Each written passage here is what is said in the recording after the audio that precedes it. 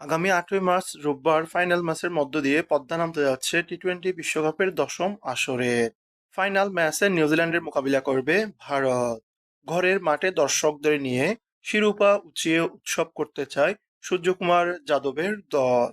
আর অন্যদিকে নিউজিল্যান্ডও চায় প্রথমবারের মতো টি-টোয়েন্টি শিরোপা নিজেদের করে নিতে।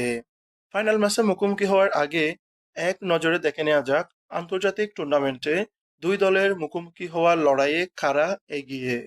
আন্তর্জাতিক টুর্নামেন্টে ভারত ও নিউজিল্যান্ডের মুখোমুখি মানেই প্রতিটি ম্যাচই উত্তেজনাপূর্ণ, নাটকীয় সমাপ্তি এবং তীব্র প্রতিদ্বন্দ্বিতার। টি-টোয়েন্টি বিশ্বকাপে এই পর্যন্ত ভারত ও নিউজিল্যান্ড মুখোমুখি হয়েছে মোট 3 বার। সেখানে নিউজিল্যান্ডের 3টি জয়ের বিপরীতে ভারত কোনো ম্যাচে জয় লাভ করেনি।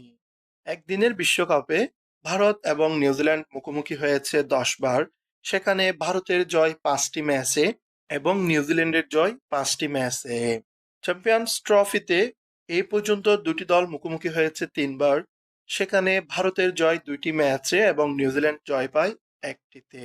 অতীতের পরিসংখ্যান যাই বলুক না কেন, 8 মার্চের শিরোপা নির্ধারণী ম্যাচে মাঠের পারফরম্যান্সের উপর নির্ভর করবে কে হচ্ছে এবারের টি-টোয়েন্টি বিশ্বকাপ 2026-এর শিরোপার মালিক।